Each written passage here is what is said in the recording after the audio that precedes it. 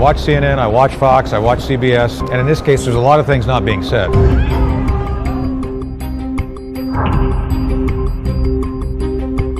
It almost certainly is a recombination event that was laboratory driven.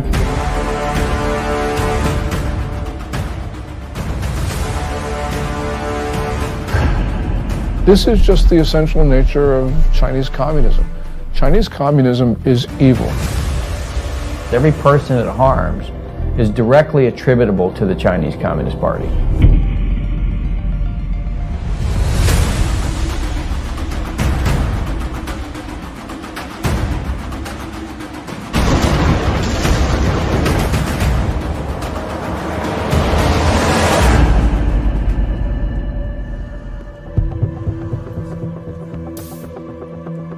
I began looking into the origin of the now widely known coronavirus in early February, with its timing amid the Hong Kong protests, the Taiwan elections, and the US-China trade war. My name is Joshua Phillip. I'm an investigative reporter at the Epoch Times in New York, writing about the Chinese Communist Party's programs of espionage and unconventional warfare for well over a decade.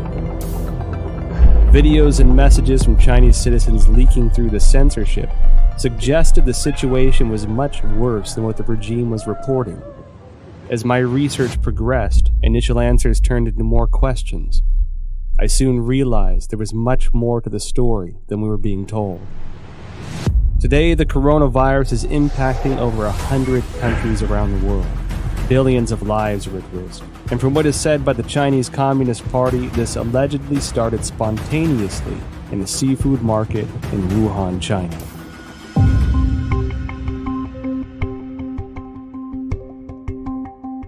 Wuhan is the capital of Hubei province, the largest city in central China.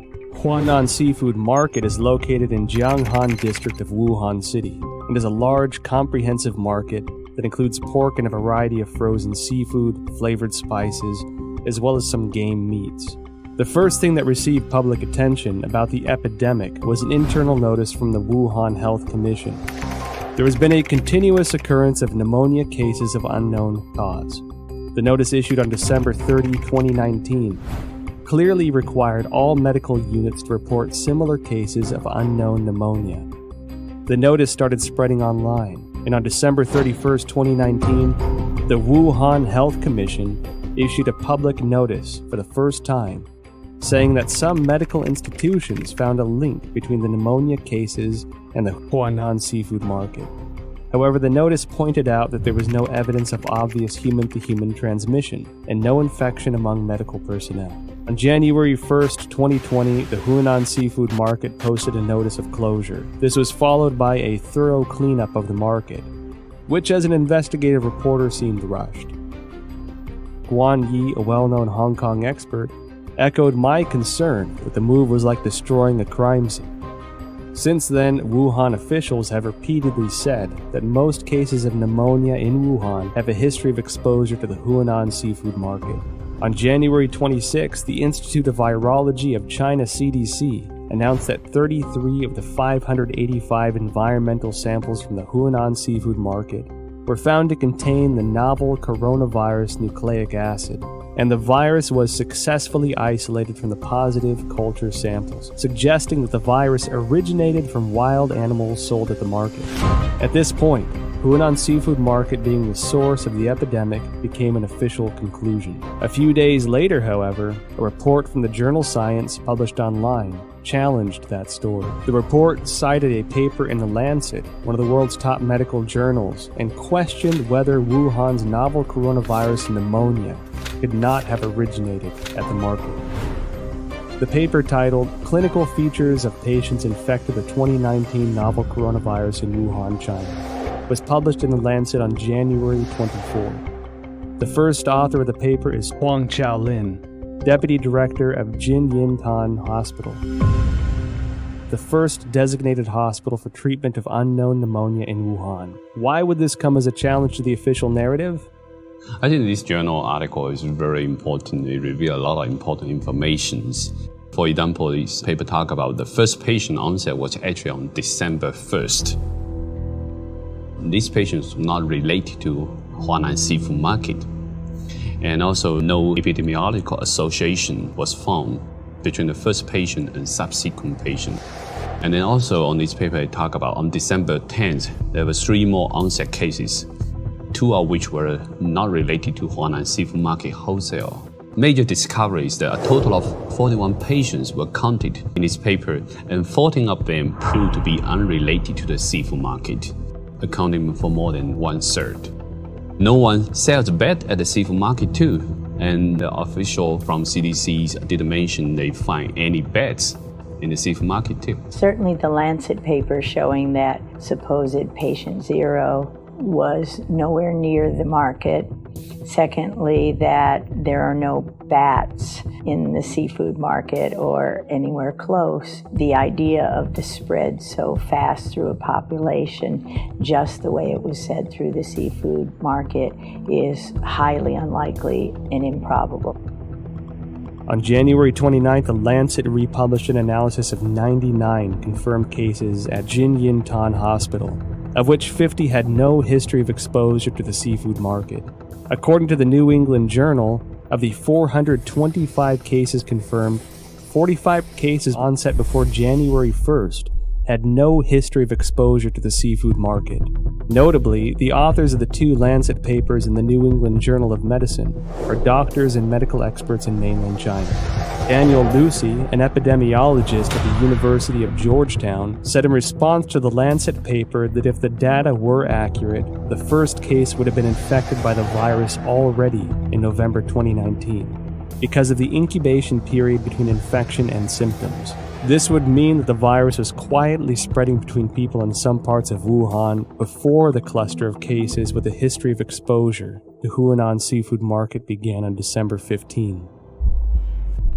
The first expert group from the National Health Commission arrived in Wuhan as early as December 31st, 2019. The expert panel established a set of diagnostic criteria after investigating Jinyintan Hospital of Wuhan that stipulated a history of contact with Huanan Seafood Market, the person having a fever, and displaying the whole genome sequence.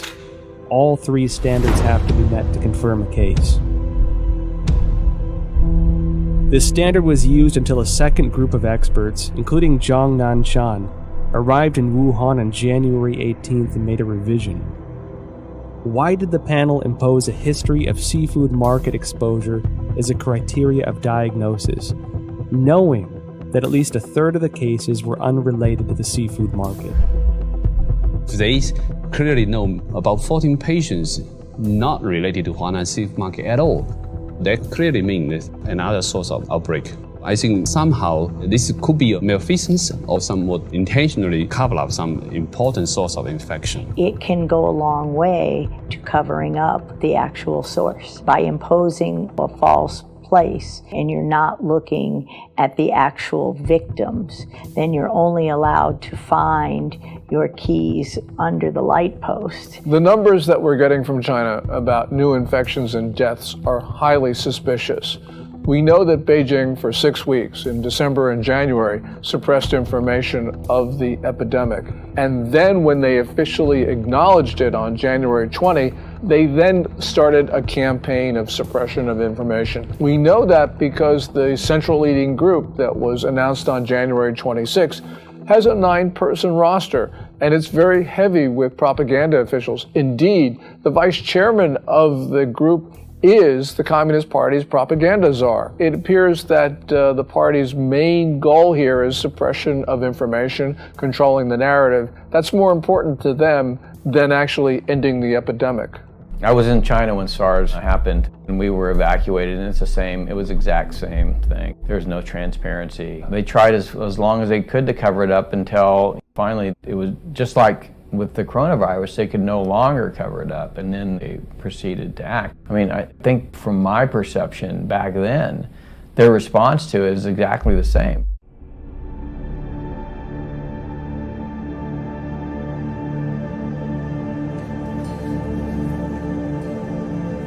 On January 10th, China disclosed the full genome sequence of the Wuhan novel coronavirus, and many of the world's top virologists began analyzing it.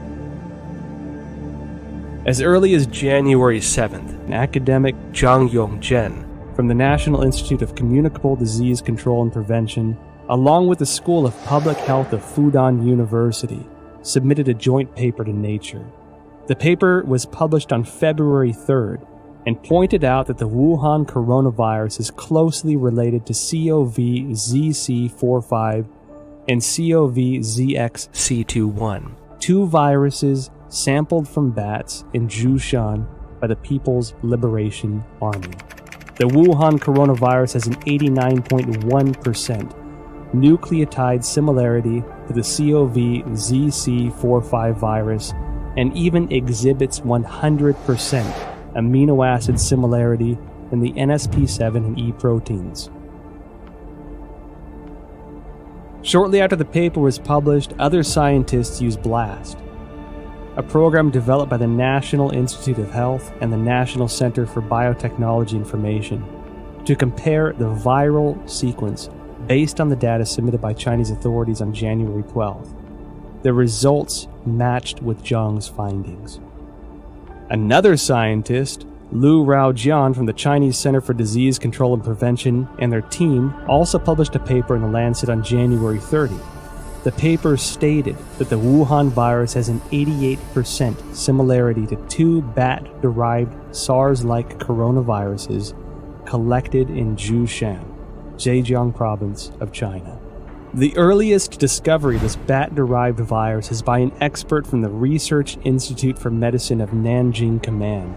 A paper published in 2018 states that scientists from this institute detected many SARS-like coronaviruses in bats from Zhoushan City, also known as bat-like coronavirus, Zhoushan virus. In short, scientists found the Wuhan coronavirus, the current pandemic, is highly similar to a bat SARS-like coronavirus previously discovered by the Nanjing Military Research Institute, showing 100% amino acid similarity in NSP7 and envelope protein, the E protein. What does this high similarity reveal? Hard to see a protein is 100% identical when the virus jumps species. And so that was suggesting maybe the virus could be generated with a reverse engineer process. I certainly believe that the 100% amino acid similarity says it can't possibly be a natural mutation. It almost certainly is a recombination event that was laboratory driven.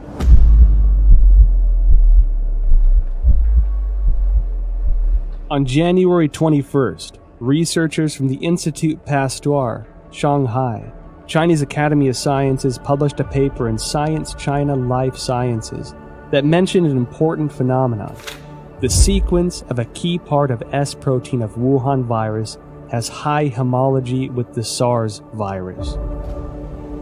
What are S proteins? In the well-known coronavirus picture, they are little mushrooms attached to the surface of the virus. These S proteins, also known as spine proteins or spike proteins, are the most important tool for the coronavirus to invade human cells.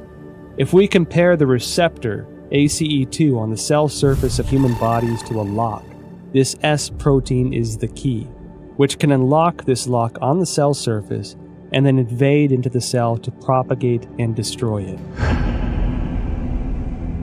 That means virus now can infect human cell much easier. That's probably also one of the important reasons that contributing to multi-organ failure when people have a very severe disease. So it can spread out in the human body much faster. Well, the S proteins, the high similarity of the S proteins from SARS-1 to now SARS-2, that's your spike protein. That's the lock and key. That's going to be what drives it right through human cells.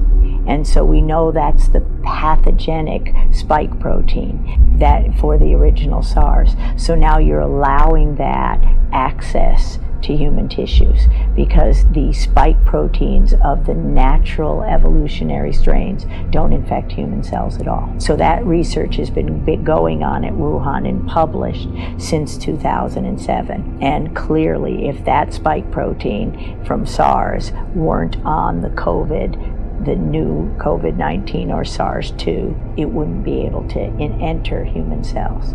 So again, this is evidence that it couldn't go through the Wuhan seafood market, because how did you get that spike protein off the original SARS from bats or any other way? It's lab-derived. Research into the virus genome sequence revealed many essential data points. According to a February 28 report in the South China Morning Post, the Shanghai P3 laboratory, which first shared the Wuhan coronavirus genome with the world, was ordered to close by authorities, impeding further research on the virus. Professor Zhongyang Zhen and his team, who published the genome sequence on January 11th, worked at this laboratory.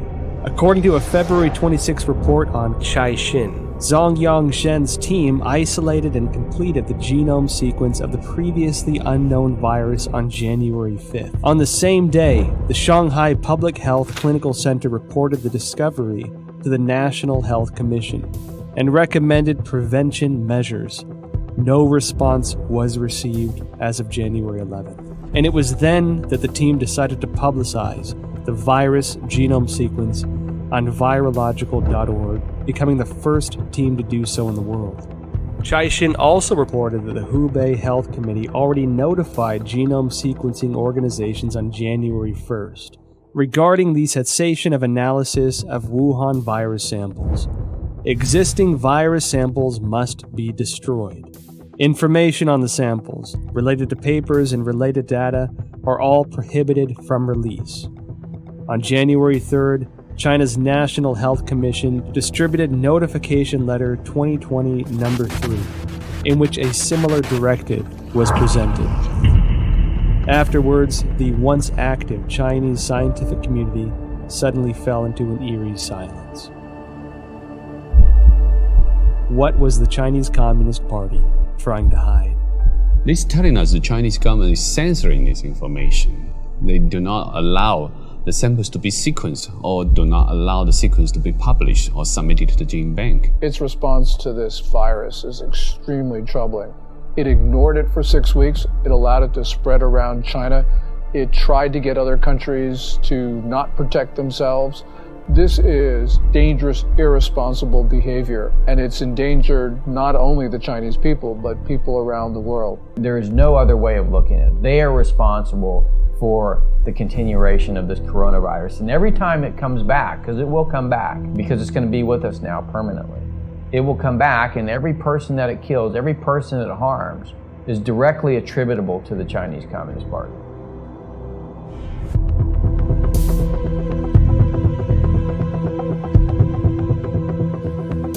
Through investigating the genome sequence, I found it significant that the S protein of the Wuhan coronavirus was critical in its cross-species ability to infect humans. While I was searching for related studies online, one Chinese virologist in particular caught my attention. She spent many years researching bats and coronaviruses. She was the first to locate the key to how coronaviruses can overcome cross-species barriers in order to directly infect human bodies.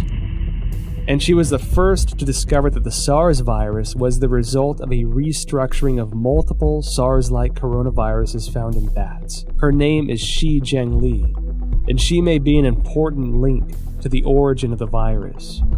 Wikipedia describes Shi Zhengli as a, quote, Chinese virologist and researcher at the Wuhan Institute of Virology, which is part of the Chinese Academy of Sciences. Further investigations show that Shi Zhengli has been a figure of controversy since the Wuhan virus outbreak. This is due to a paper she published in 2015 discussing her own research into synthetic viruses. Caixin, a media company with ties to the Chinese Communist Party, interviewed Shi Zhengli in an attempt to refute these rumors. Dr. Zhengli is one of the top experts in China studying about coronavirus in Wuhan Institute of Virology. She has so many publications from collecting, identify bad coronavirus from bad caves. Her lab had these capacities and very sophisticated capacity to generate mutations to make it best fit in human expression as well. Delving further into related information, I discovered that Shi Zhengli published not one, but 4 papers in total, each of which contains important information. Since the SARS outbreak in 2003, Shi Zhengli has been conducting research on coronaviruses. From 2010 onward, the focus of Shi and her team was redirected to identifying the capacity for coronavirus transmission across species, specifically putting the spotlight on the S protein of the coronaviruses. In other words, her team's research in the Wuhan lab has been looking into the part that can make coronaviruses transmittable to humans. In June 2010, a team including Shi Zhengli published a paper. It describes research to understand the susceptibility of angiotensin converting enzyme 2 ACE2 proteins of different bat species to the S protein of the SARS virus. In the experiments, they also modified key amino acid convents to mutate the bat's ACE2 to examine compatibility with the SARS S protein. This paper demonstrated their awareness of the special relationship between the S protein and the ACE2 receptor. It also signified that Shi had unearthed the passageway for coronaviruses into human bodies.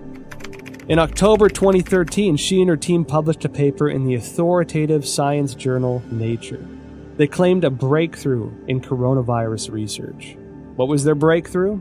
They successfully isolated 3 viruses from bats, one of which had an S protein that integrated with human ACE2 receptors. This effectively demonstrated the human infection of SARS-like viruses to humans without the need of an intermediary host. Then, in November 2015, Shi and her team at the Wuhan lab once again published a paper, this time in the British journal Nature Medicine. They discussed the creation of a synthetic virus, a self-replicating chimeric virus. This virus had the SARS virus as the framework, with the key S protein replaced by the one they had found in a bat coronavirus she mentioned in her 2013 paper. This new virus demonstrated a powerful ability for cross-species infection. The mice infected with this synthetic virus revealed severe lung damage with no cure.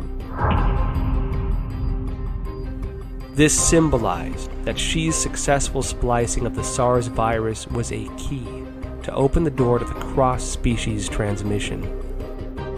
What is startling is that these successful experiments on mice were only the tip of the iceberg. They planned to further experiment on primates. Although Shi Zhengli did not indicate any conclusion from this research, her move to research on primates suggests this was to more closely simulate the infection of humans with this new synthetic virus. This wasn't done without controversy, however. Shi's experiments quickly triggered widespread debates from the academic community. Simon Wayne Hobson of the Pasteur Institute in France expressed deep concerns. He told Nature, if the new virus escaped, nobody could predict the trajectory. Propagation could happen anywhere. His statement is exactly what's happening, that the virus is everywhere and it could not spread that fast through various countries unless it's been spread via laboratories, via the mail, via research scientists studying that. Additional studies very strongly support the idea that this new coronavirus came from a recombination event, that is a cutting and pasting of 2 different viruses. So her work proves or strongly supports the hypothesis that it could not possibly have been generated in a natural zoonotic transmission, but had to come from a hospital setting, the laboratory setting, almost certainly the biosafety level for Wuhan Research Facility. However, this did not terminate Shi's research. On November 14, 2018, Shi Zhengli spoke at the School of Life Sciences and Biotechnology at Shanghai Jiaotong University. The topic was bat coronavirus and its cross-species infection. Reports of this event have since been deleted from the university website. I discovered 2 more significant pieces of information regarding the dangers of the research conducted by Shi Zhengli's team. First, On October 16, 2014, the Obama administration, wary of the potential threats to public health from the gain-of-function GOF research into SARS, MERS, or influenza, announced through the National Institute of Health that it was suspending funding into similar research. The funding pause included Xi Jinping's research project, Genetic Engineering of SARS-like Coronavirus in Bats, a collaborative effort with Dr. Ralph Barrick, a virologist at the University of North Carolina. Second, after the Wuhan outbreak, Indian researchers compared the S protein sequence between 2019 nCoV and SARS. They discovered that 2019 nCoV had 4 new sequences inserted, all of which can be found in HIV sequences through a search on GenBank. Shi Zhengli discredited those observations, although she never denied the existence of the 4 inserted sequences. However, scientists probing GenBank found that there were only 3 viruses containing all sequences. The first is the HIV virus itself. The second is a bat coronavirus discovered by Xi. And the third is this new Wuhan coronavirus. We've done this kind of work for now 40 years for me. There's this sequence analysis and comparison of the virus of the SARS to COVID-19 apparently has genes that come from other human and other species, including some envelope, the GP41 from HIV. What is the HIV's GP41? The answer I found online describes GP41 as a protein of HIV that acts as the key to infecting human bodies, resulting in the functional failure of the immune system. If the discovery by Judy and her colleagues are established, it would mean that the infectious part of the Wuhan virus, the S protein, incorporated the sequence of the HIV key protein. This made me think of the immunodeficiency symptoms in people infected. They were doing research on a human transmittable coronavirus that was actually published in a paper. So this is research that they actually published. They were working on developing a coronavirus for the human host, which, leads you to question, why would you be creating a coronavirus that can infect humans? What would be the purpose of that research? Is it for a weapon? Is it so that you can then create a vaccine that you are the sole recipient of the profits from? The Chinese have full access to our databases. They have full access to all that research that comes out. They have full access to all our universities to train their scientists. And they have full access to our scientists, like was, with the recent indictment of the head of the chemistry department at Harvard. I mean, this is the 1,000 Talents program. Tens of thousands of the world's most brightest people in all of these different areas that are going to China to help them with their programs. And all of these programs, as you know, have a dual use capability. Beijing's attacks on the United States, which have occurred for weeks and weeks, are really worrying. What it shows is that China is desperate, and the United States needs to defend itself because China is propagating this narrative that we spread the coronavirus to China. So the United States needs to just come out with the facts about how China took coronavirus samples from Canada and the United States. They sent them to Wuhan. We don't know exactly what went on in that lab there at the Wuhan Institute of Virology, but it's time for the United States to defend itself.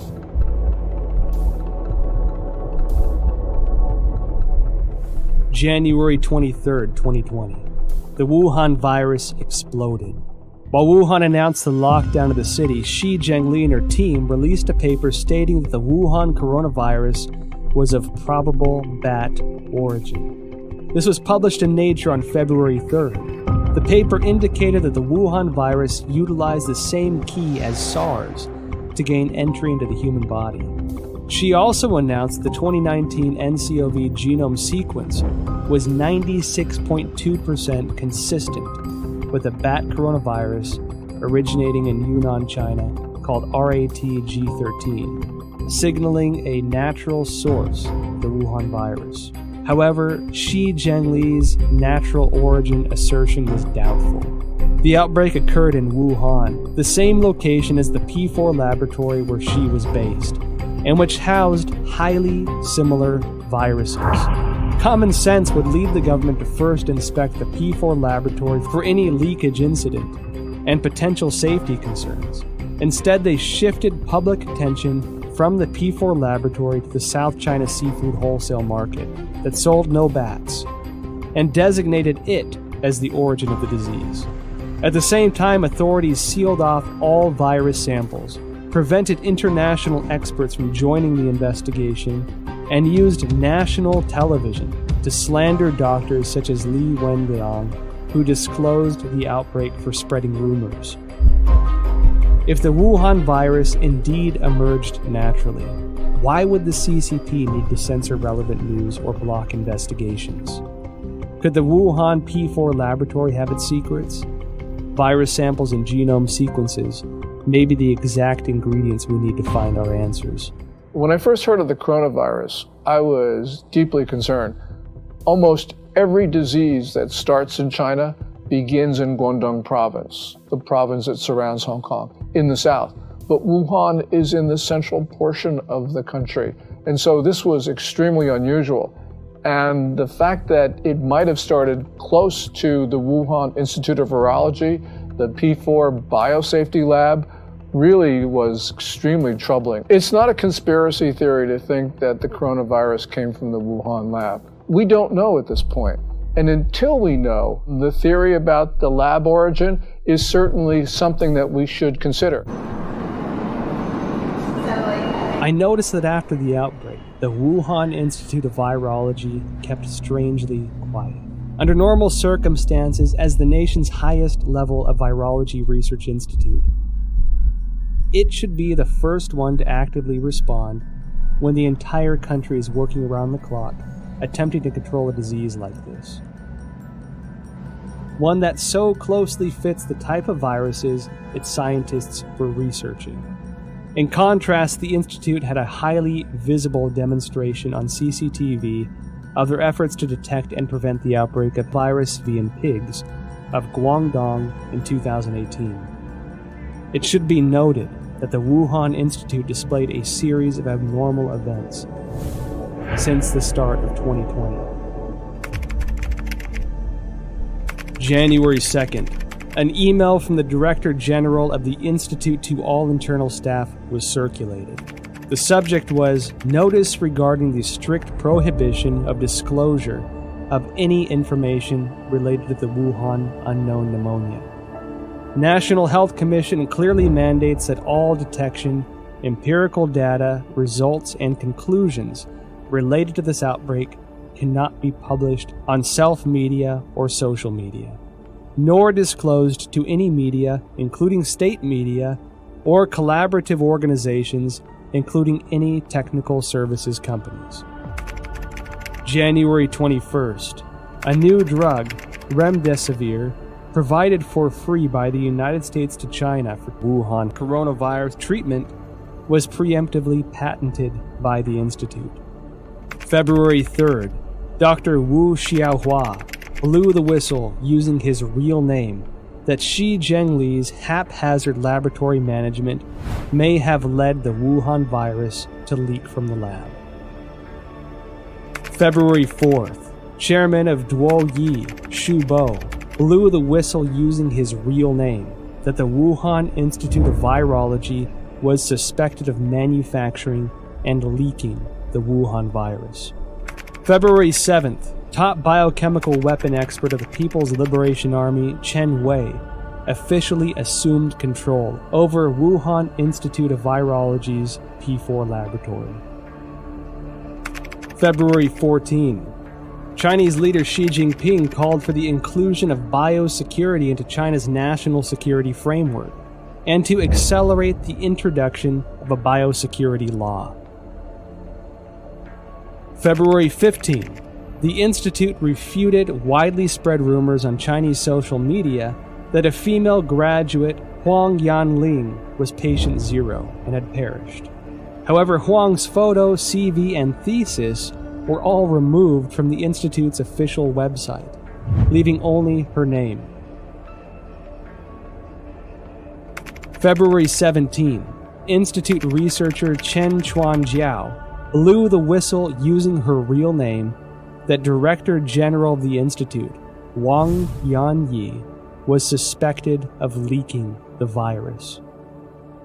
I graduated from the University of Virginia in 1980. My first job was to go to the National Cancer Institute, which was housed at Fort Detrick, Maryland, the same place that houses the USAMRIID, U.S. Army Research Institute on Infectious Disease, the biosafety level 4 facility, equivalent of the Wuhan facility. And so at these facilities, it's where investigators who I went in there myself, you can see the breakdowns in safety, and it's everywhere. That's why I have no doubt the Chinese biosafety level 4, it was just as lacking in safety, in rigor. You can argue that they don't care. Suspected of leaking the virus, military biochemical weapons expert assumes control.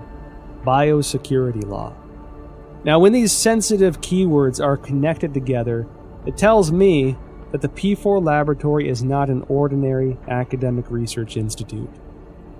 I decided to start from the beginning of the Wuhan P4 lab.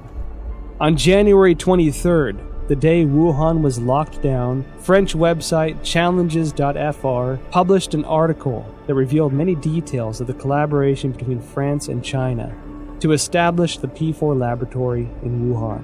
In 2003, after the SARS outbreak in China, the Chinese Academy of Sciences requested assistance from the French government to build a virology research center of the highest level. With the support of then French Prime Minister Raffarin, the two countries signed a contract to jointly construct the P4 laboratory under a wave of contention. According to the contract, French architect RTV in Lyon was responsible for the engineering of the laboratory. However, Chinese authorities switched the work to a local Wuhan architect, IPPR, based on research conducted by the General Directorate of External Security. IPPR had close ties to subsidies of the Chinese military, some of which were already targets of concern by the American CIA. Within the 12 subsidiary departments, there was even a specific military management office. The French delayed repeatedly, given security concerns. It wasn't until 2017 before the Wuhan P4 laboratory was operational, and French security continued to suspect that the Chinese regime was conducting biochemical weapons experiments. Who is the real boss of the P4 laboratory? The Wuhan P4 laboratory was a subsidiary of the Wuhan Institute of Virology, which is managed by China Academy of Sciences. The director of the laboratory was Yuan Shiming, who was also the head of China's Academy of Sciences Wuhan chapter. Design and funding for construction were the responsibilities of the ex-vice presidents of the academy, Jiang Mianheng from 1999 to 2011, and Chen Zhu from 2000 to 2007. Jiang Mianheng was the eldest son of ex-CCP leader Jiang Zemin. After Jiang Zemin ascended to power after the Tiananmen Square massacre, his son entered the academy and led the Institute of High Technologies Research and Development. Jiang Mianheng created the Shanghai Institute of Life Sciences, and together with China Academy of Sciences, Shanghai colleges and universities, Shanghai hospitals, military hospitals, and research institutions, formed a profit group of life sciences organizations. They controlled China's major life sciences research projects and allocation of massive funding. Jiang Jicheng, son of Jiang Mianheng, is the controlling shareholder of Wuxi AppTec, which in turn is controlling Fosun Pharmaceutical, China's agent for Remdesivir. Effectively, Jiang Jicheng is the kingpin behind the specific medicine for the outbreak. Meanwhile, Chen Zhu is the current president of the Red Cross Society of China, which had faced numerous scandals since the outbreak. In 1999, while Jiang Zemin was in power, the People's Liberation Army published a book, Unrestricted Warfare, in which strategies for a weaker nation to combat a stronger nation are discussed in the context of modern warfare. One of the authors, Qiao Liang, wrote, "After the first Taiwan Strait crisis, we realized that if the Chinese and American military fought head-on, we are at a disadvantage. Therefore, we need a new strategy to help our military tilt the balance of power. This new strategy is called unrestricted warfare, a variety of means beyond all limits, without any restrictions. It could be military-related, including guerrilla warfare, terrorism, biochemical warfare, or it could be non-military related, such as drug trafficking, poisoning, environmental destruction, and computer virus dissemination." Israeli expert in biological warfare and former intelligence officer Danny Shoham published a paper in 2015 in India's Journal of Defense Studies. He pointed out that China will not miss, skip, or abandon any highly advanced technology, especially military-related technology. The article noted that China had 12 facilities related to the Ministry of National Defense and 30 subsidiary facilities of the PLA participating in the research, development, manufacturing, testing, or storage of biological weapons. Dr. Francis Boyle, a Harvard PhD famous for drafting the Biological Weapons Anti-Terrorism Act of 1989, clearly expressed, "The novel coronavirus we're seeing here is an offensive biological warfare weapon." The Federation of American Scientists indicated similar concerns in an evaluation report. The organization believed that the CCP possessed advanced chemical warfare projects, including research, development, manufacturing, and weaponizing capabilities. The CCP is usually known to have a proactive biological warfare portfolio, including state-funded and sponsored research activities. I believe they have them. I believe they're developing them. I think they want to be the most advanced nation on earth when it comes to biological weapons. The same as I believe that they do forced organ harvesting. The same as I believe that they have concentration camps for Uyghurs. The way I believe that they have systematically killed millions of Falun Gong. It is the same thing, this regime. You can count on it. So Wuhan as an area, I think, is critical by the fact that there's a lot of concern about what China's ambitions are regarding long-term global domination. I'll just say it that. Their military doctrines indicated that they intend to be the dominant political and military force in the Pacific Rim. I've talked to senior members of the Trump administration who have had conversations with the senior Chinese generals, and that's what they basically say. It's in their doctrine, too. So we have to examine this new clue. This is one piece of the, Wuhan, biological warfare. Does this mean something to these other things we're already seeing? Because the Chinese have already kind of stated this is their objective. So I think we have to analyze it through that lens. What does this mean to the larger political narrative of what China wants to do to dominate the region and potentially the world? We don't have to speculate about being at war. Last May, the Communist Party, through People's Daily, carried a piece which said that there was a quote-unquote people's war against the United States. They've declared war on us. We have to respond. There is a war. China's told us there's one.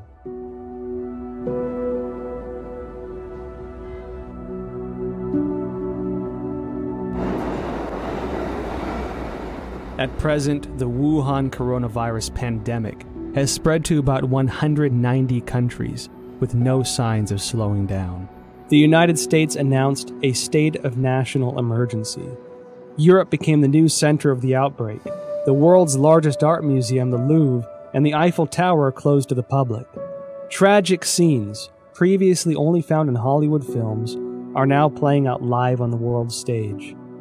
And given how closely it seemed to align with the Chinese regime's narratives, I can't help but question the role the WHO had in this catastrophic pandemic.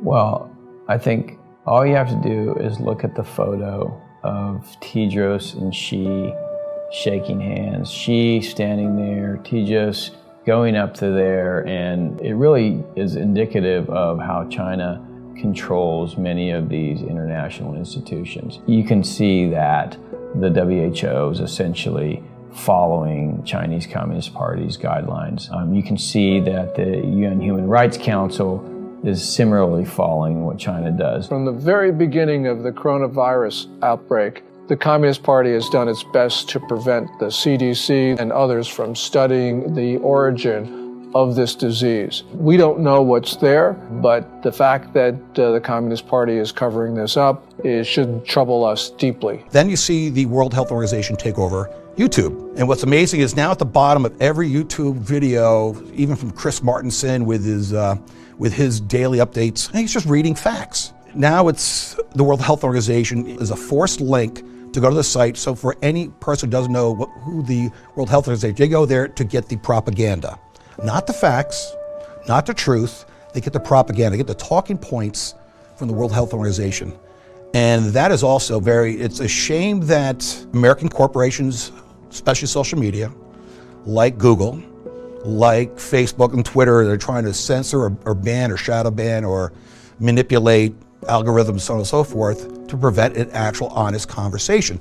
The best way this is going to be answered, all this, we want the truth. The biggest issue I've learned over my 40-year career, it's not really fighting the viruses and learning how to treat the viruses. It's fighting a system that is determined to cover up and persecute anyone who reveals the truth behind. Today, the World Bank, many of the international institutions have essentially adopted a posture whereby if the Chinese Communist Party tells them to do it, they're going to do it. I'm not surprised at all by what the WHO says. I'm not surprised at all by ICAO, which basically has been blocking people from that tweet about Taiwan. I mean, the whole system, and this is why, by the way, the national security strategy that came out in December 2017 says what it says, which is we need to protect our societies, not just the United States, but all democracies. We need to rebuild them, not invest Chinese Communist Party regime in the Belt and Road Initiative and Made in China 2025. And we need to inspire people again to believe in democracy. Every country has diseases, but in China they become national emergencies and global emergencies because the real disease here is communism. A sprawling and aggressive disinformation campaign unleashed globally by the Chinese Communist Party. The propaganda push, which has escalated in recent weeks, aims primarily to deflect blame over the Chinese regime's botched handling of the Wuhan coronavirus, to sow discord internationally, and to portray the image that the regime has contained the outbreak. During the investigative interview process, well-known scientists who once suggested a laboratory origin of the virus declined to be interviewed one after another. Some avoided the topic of virus origin completely. Some had already composed scientific arguments but abruptly retracted their papers. I felt as if a giant net of censorship was cast by the CCP over virologists around the world. Silence at this time could have consequences for the health and lives of billions of people. I watch CNN, I watch Fox, I watch CBS, and I try to make my own assessment. And a lot of the time, you can figure out what's really going on by what they're not saying. And in this case, there's a lot of things not being said. Bottom line, they want to make money from China. They fear the Chinese repercussions if they air this stuff. It just gives you an indication of how powerful the Chinese Communist Party is.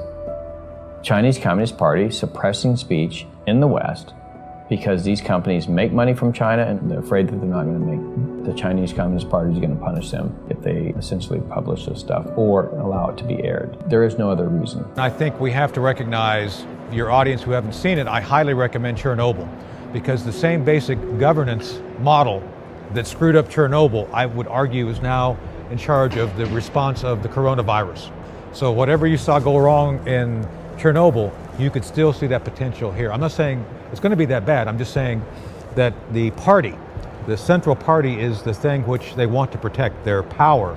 And people and nation issues are secondary to the continuation of power. Communist Party is malign and it is grossly irresponsible.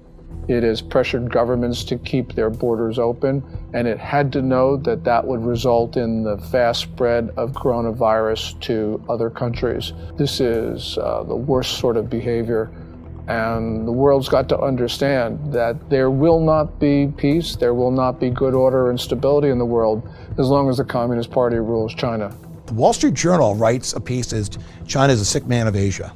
It needs to be corrected.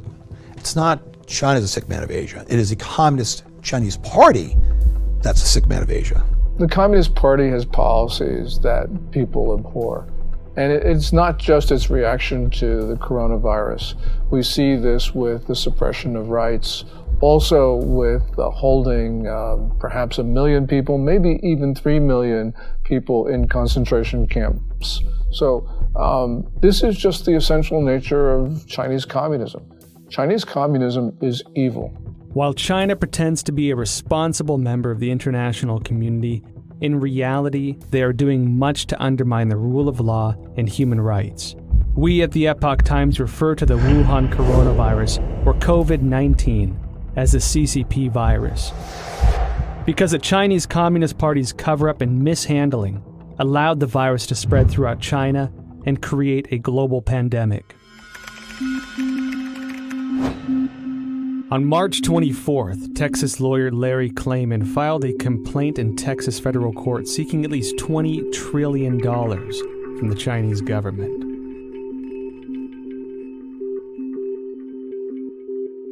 Klayman said in a statement, quote, "The Chinese people are a good people, but their government is not, and it must be made to pay dearly."